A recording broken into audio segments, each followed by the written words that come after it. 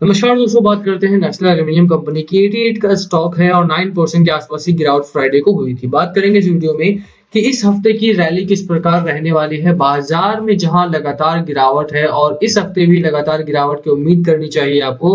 वहां पर नालको में आपको क्या स्ट्रैटेजी लेकर के चलना है, कितनी गिरावट यहाँ पर हो सकती है, अगर गिरावट होगी तो सपोर्ट कहां पर है और क्या आपको खरीदारी करनी चाहिए स्टॉक में या बेच देना है, बात करेंगे इस बारे में। चलिए शुरू करते हैं, बट उससे पहले अगर आप चैनल पे नए हो तो प्लीज चैनल को सब्सक्राइब कर दो and hit that bell icon ताकि आपको नोटिफिकेशन मिल सके। चलिए स्टार्ट करते हैं। सबसे पहले बात करें बाजार की, तो निफ्टी 50 में अगर आप देखोगे तो लगातार तेजी से गिरावट हुई है वीकली चार्ट पैटर्न में। एंड लंबे टाइम फ्रेम पर मैं बात इसलिए कर रहा हूं क्योंकि यहाँ पर आपको थोड़ा सा स्टेबिलिटी देखने को मिल रही है। अगर आप बात करो सपोर्ट की, तो अराउंड 16,500 के आसपास अगर आप देखते हो तो यहाँ पर एक आपको एक अच्छा खासा पैटर्न देखने को मिलता है। पैटर्न कहाँ पर मैं बताता हूँ आपको। देखिए, अगर यहाँ पर आप देखोगे तो 3-4 हफ्तों के लिए आपका जो बाजार था वो इस जोन में स्टे कर रहा था यहाँ पर, और यही आपका जोन है, सपोर्ट का जोन है। और मुझे लगता है कि यहाँ पर कुछ दिनों के लिए मुझे लगता है कि स्टॉक आपका रुकता हुआ दिखाई देगा। बाजार जो है वो इस रेंज में कुछ दिनों के लिए ट्रेड करता हुआ दिखाई देगा। 16,500, 16,700 ये थोड़ी सी स्ट्रॉन्ग पॉइंट्स हैं। एंड यहाँ पर अगर बाजार रुकता है, यहाँ से बाउंस बैक आता है, तो वो एक अच्छी खबर हो सकती है। अभी इस टाइम पे ये बोलना कि ये क्रैश है या फिर करेक्शन है थोड़ा-सा मुश्किल है, और थोड़ा-सा आपके लिए बेहतर भी नहीं होगा कि आप यहाँ पर डिफाइन करना स्टार्ट करो कि नहीं ये क्रैश हो रहा है। क्रैश और करेक्शन में फ़र्क इतना है कि जब क्रैश हो जाएगा ना तो याद आएगा कि नहीं यार ये क्रैश था, और करेक्शन में फ़र्क ये है कि जब आपका सेकंड लॉकडाउन लगा था उस टाइम पे भी थोड़ी गिरावट यहाँ पर हुई थी। यहाँ पर अगर आप देखोगे तो मार्च के टाइम में लगा था और ये एक ज़ोन बना लिया था बाजार ने, और इस ज़ोन में काफ़ी दिनों तक निफ्टी 50 आपका ट्रेंड कर रहा था। ओवरऑल अगर ये सिचुएशन यहाँ पर होती है, 16,500 16 के आसपास भी बाजार आपका ट्रेंडिंग हो जाता है, तो भी कोई प्रॉब्लम मुझे नहीं लगता कि होनी चाहिए आपको, बशर्ते बाजार एक सपोर्ट मेंटेन करे एटलीस्ट, है ना? वो आपके लिए काफी बेहतर रहने वाला है। तो बाजार में सपोर्ट की उम्मीद आपको 16,500 16,700 के आसपास करनी चाहिए। अगर इससे नीचे की गिरावट आती है तो श्योरली यहाँ पर एक बड़ी क्रैश की उम्मीद आपको करना चाहिए, और वो बड़ा क्रैश फिर यहाँ पर जो लास्ट टाइम का सपोर्ट था इसका, वो यहाँ तक भी आपका आ सकता है। 14,000 तक की भी गिरावट आपको देखने को मिल सकती है अगर 16 ब्रेकआउट होता है तो। ठीक है, तो थोड़ा-सा आपको संभल के चलना पड़ेगा इस हफ्ते में। हालाँकि जिस तरह से एफआईआई की बिकवाली है, यहाँ पर उम्मीद आपको यही करनी चाहिए कि बाजार में इस समय भी रेड ज़ोन ही भी देखने को मिलेगा। ये हफ्ता भी हमारा काफ़ी लाल निशान के साथ बंद हो सकता है, तो थोड़ा सतर्क रहें। सबसे पहली बात खबरों की करते हैं कि खबरें क्या हैं। तो लास्ट वीक में जब ये खबर आई कि आपके सामने बहुत ज़्यादा साउथ अफ्रीकन जो वायरस आया है यहाँ पे ओमिक्रॉन कह के, उसका काफ़ी यहाँ पर फैल रहा है। एंड ओमिक्रॉन की अगर आप बात करते हैं, यहाँ पे आप देख सकते हैं, तो ये आज की खबरें हैं सारी। और अभी यहाँ पे जो कोविड की सिचुएशन है इंडिया में बहुत खराब नहीं हुई है। साउथ अफ्रीका की बात करें तो वहाँ पर थोड़े से केसेस बढ़े ज़रूर हैं। मतलब बढ़ने का मतलब है कि नॉर्मली यहाँ इंडिया में भी उतने केसेस अभी भी आ रहे हैं जो पहले वाला वायरस है उसकी वजह से। ओमिक्रॉन का अगर आप असर देखेंगे तो इंडिया में उतना अच्छा नहीं है, उतना मतलब फैला हुआ नहीं है, ना ही यहाँ पर कोई केसेस मिले हैं अभी तक। अगर आप बात करें तो 2 साउथ अफ्रीकन टेस्ट पॉजिटिव हुए हैं। CM announces strict measures to deal with new COVID virus.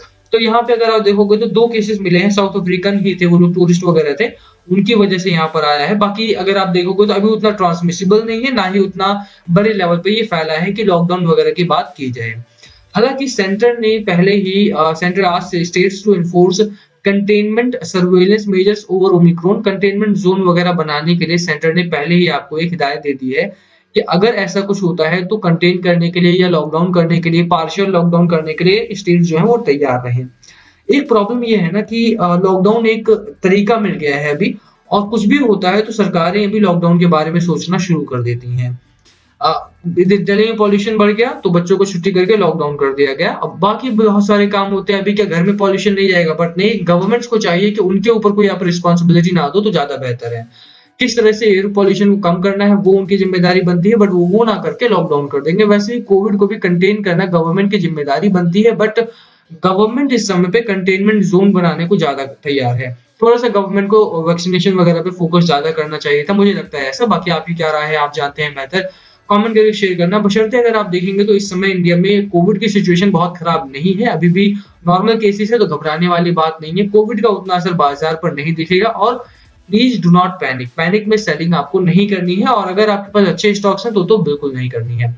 अब अगर आप बात करते हैं कि बाजार में एफआईआई की क्या हालात है, तो पिछले अगर आप देखेंगे 1 महीने में तो अराउंड 32,000 करोड़ के आसपास का 1 नवंबर से लेकर के 28 नवंबर तक का माल यहाँ पे बिक। अब अगर आप बात करते हैं एफआईआई की, तो एफआईआई लगातार बिकवाली में है और एफआईआई के डेटा पर आपको एक बार नजर डालनी चाहिए। देखिए एफआईआई की सेलिंग की बात करें, foreign investor have net sold more than 21,000 crore का इन्होंने पिछले 1 हफ्ते में माल डंप कर दिया है।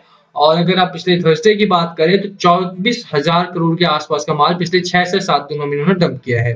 नवंबर मंथ की बात करें तो ओवर 31,000 करोड़ का माल इन्होंने ऑलरेडी डंप कर दिया है। तो यहाँ पर एफआईआई की सेलिंग प्रेशर जो है वो आपको इस हफ्ते भी देखने को मिलने वाला है और अगर एफआईआई लगातार बिकवाली में रहते हैं तो उसका भी नेगेटिव इम्पैक्ट ही आपके स्टॉक मार्केट पर पड़ेगा। थर्ड खबर की अगर आप बात करें जो परेशान कर सकती है आपको इस हफ्ते, वो है आईपीओ की लिस्टिंग। क्योंकि अगर प्राइमरी मार्केट में हलचल ज्यादा रहेगी तो सेकेंडरी मार्केट आपका न्यूट्रल हो जाता है। 2 बड़ी आईपीओ इस हफ्ते में आ रहे हैं। पहला है राकेश झुंझुनवाला साहब backed star health allied insurance company का, जो कि 7,249 करोड़ का आईपीओ है। यहाँ पे प्राइस बैंड यहाँ पर है 870 से 900 का। और दूसरा आईपीओ है आपका to remain active in the coming with Go Fashion. Go Fashion का आपका आईपीओ जो कि ओनर है women's bottom wear brand Go Colors के।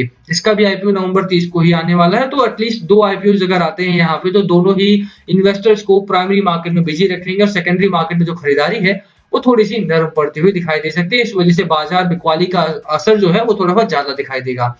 थर्ड खबर की अगर आप बात करें तो इसी हफ्ते में इकोनॉमिक डेटा यानी जीडीपी का डेटा भी आ सकता है। जुलाई और सितंबर का डेटा आपका आने वाला है। साथ में market manufacturing PMI for November will be released, ये भी रिलीज होगा आपका। और मेनली आपका जीडीपी का डेटा ज्यादा इंपॉर्टेंट हो जाता है। तो अगर यहाँ पे जीडीपी का डेटा थोड़ा पॉजिटिव रहता है तो बाजार को थोड़ी सी स्ट्रेंथ यहाँ से मिलने की उम्मीद आपको करनी चाहिए। ओवरऑल ये जितने भी पॉइंट्स मैंने आपको बताए हैं वो सभी पॉइंट्स आपको मार्केट को ऑलमोस्ट देखेंगे तो नेगेटिवली इंपैक्ट कर रहे हैं। जीडीपी का डेटा आने तक 30 नवंबर तक मैं बोलूंगा यहाँ पे कि आपको थोड़ा सा सहन करना पड़ेगा, थोड़ा सा बेयर करना पड़ेगा मार्केट को। हाँ, एक बड़ी बात यह है कि मार्केट में एक बड़ी गिरावट यहाँ पर हुई है और अगर गैप डाउन ओपनिंग होती है तो थोड़ा सा यहाँ पे शॉर्ट कवरिंग देखने को मिल सकती है। बट लॉन्गर पीरियड में अगर आप देखेंगे तो 16,500 16,700 तक का ही आपको गिरावट देखने को मिलेगी यहाँ पे।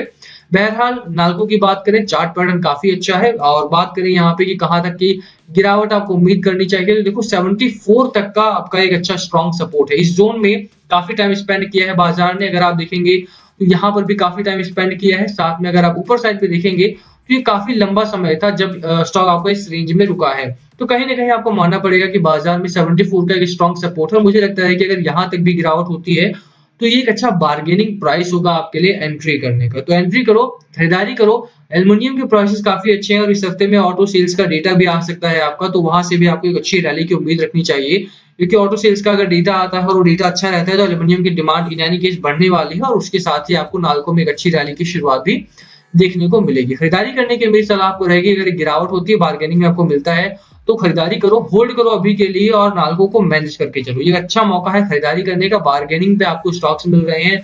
बाजार की गिरावट में डरने का मौका नहीं है, खरीदारी करने का मौका होता है। होल्ड करने का बाजार है, होल्ड करो।